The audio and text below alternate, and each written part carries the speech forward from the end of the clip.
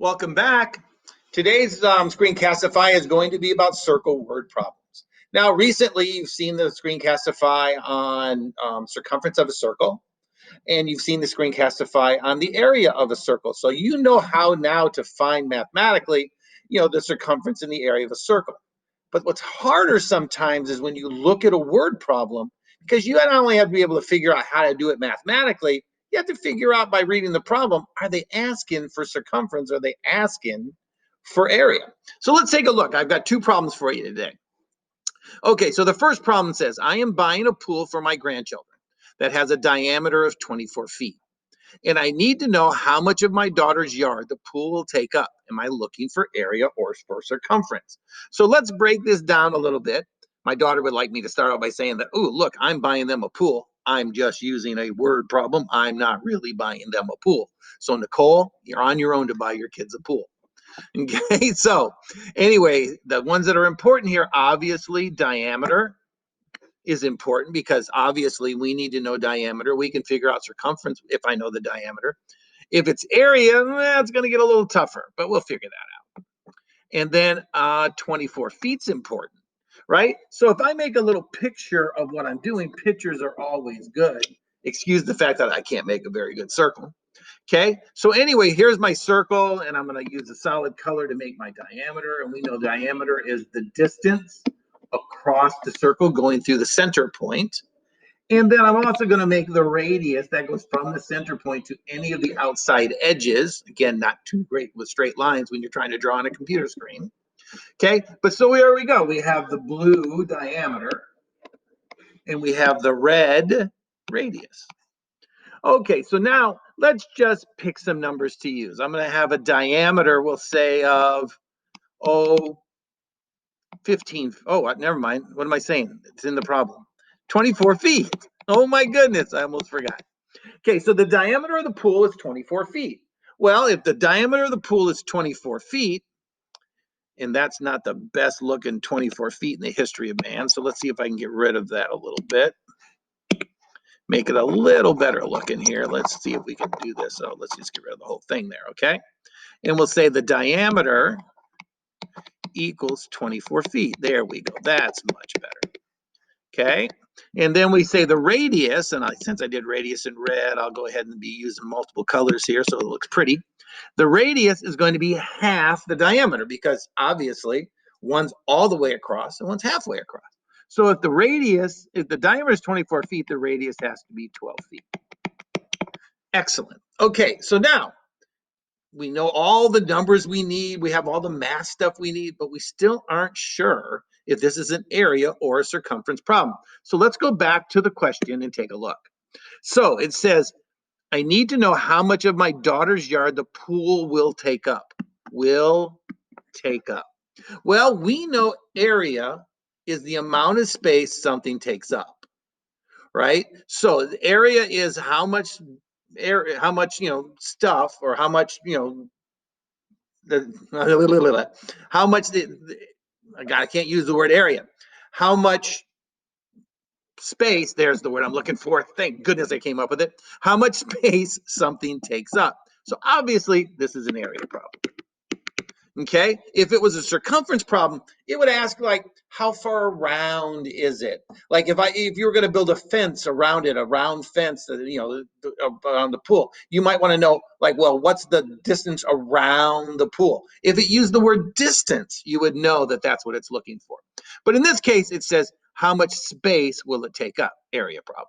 So area equals pi, and we know pi is always going to be, for when we're doing these, 3.14, right? And we know that pi r squared. And we obviously remember, since we did this before when we did area, what squared means. So we're going to go ahead and write it down. Area equals 3.14, because that's what we said we're always going to use. Let's make that 4 actually look like a 4. Okay, and then times the radius, which we said was 12 feet, and we're going to square that. Now, squaring 12, multiplying by 3.4, probably math we don't want to like sit down on a piece of paper and do. Calculators are great tools, right? So we're going to go ahead and switch over to the Desmos calculator. So to do that, I'm just going to drop this down, click on my Desmos calculator. Oh, look, I already set it up, but let me clear it so that I can show you how to do it, right? So I said, okay, I have 3.14. Remember, I'm not going to use the pi button, times, well, we said the radius was 12, and then we're going to square that. Well, one nice thing about a Desmos calculator understands the order of operation. So a Desmos calculator does all the math for you. So it knows that it's going to square that 12, then multiply it by 3.14. So I'm just going to write this number down so that I don't mess it up when I transfer it. Always a good thing to do. Doesn't take but a second to write it down so that when you click back over to the screen you were working on, oh my goodness, and you go, what was that number again? Because I've seen us all do that a number of times, right? I can then look at where I wrote it down and go, let's see, that's 452.16. And remember, I also squared those feet, so feet squared. Anytime you talk about area, you talk about feet squared, inches squared, centimeters squared. Units for area, always square. So anyway, so there's how you can diagnose a problem. So now, told you I had two problems for you. Let me slide my screen over. Now, this looks like a big, long problem because word problems, you got to put a lot of words in them. Okay, so Miss Hoffman, one of our favorite friends, Miss Hoffman has a very large dog that needs to get exercise, but in the winter, it's hard to take the dog for a walk. She decides to make a dog walk by putting a pole in the middle of her yard and having the dog's 20-foot leash be able to move around the pole. She needs to know how far does the dog walk each time it goes around the pole. Is she looking for area or for circumference? Again, let's make a picture. So here's her yard, big old rectangular yard, right? And so she comes out here and she puts a dot in the middle of it. And I'm going to draw a little circle here now because that's what the dog's going to walk in. And I'm going to realize that my dot's in a terrible place, but that's okay. And the dog is going to walk on that circle, right? It's going to walk around that pole that's in the middle of the yard. So here's the pole. It's going to walk around this. And we said that that leash was 20 feet. So the dog's going to stretch it out to the edge, and it's going to walk 20 feet around that pole. And it's just going to continue to do that, probably doing a lot of running. I've seen her dog. He's a little crazy. Okay. And so the dog's going to run and it's going to walk, and she's going to be able to give the dog exercise, but she kind of wants to know how far is it going.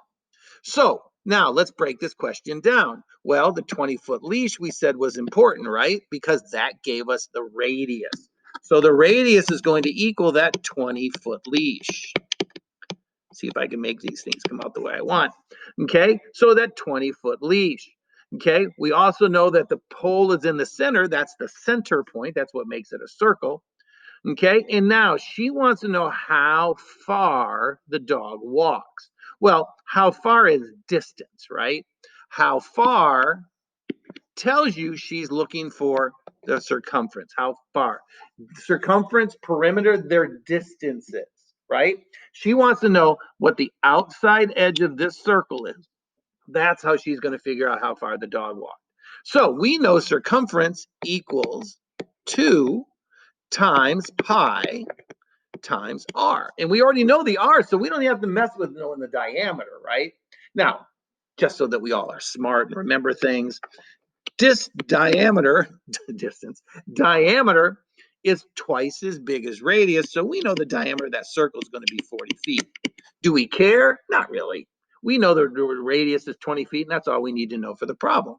So again, we're going to have C equals 2 times 3.14 times that 20 feet.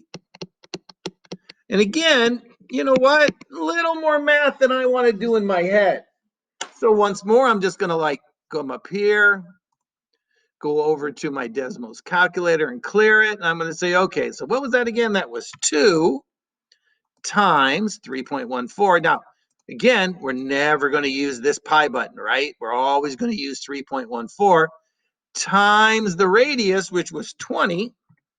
And look, the order of operation all taken care of. The Desmos calculator does all of our calculations, and we end up with 125.6 feet. Now, 125.6 feet, because again, this is circumference, and circumference is distance, and distance is going to tell us, in feet, inches, miles, whatever it is that you use. So we have 125.6 feet.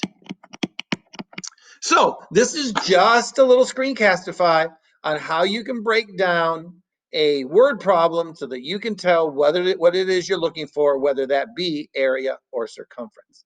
Again, thanks very much for tuning in. I'll see you next time. Hopefully this will help you out. And remember, if you need to, go back and review those area and circumference if you're having trouble with the math. Okay, see you next time. Have a great day.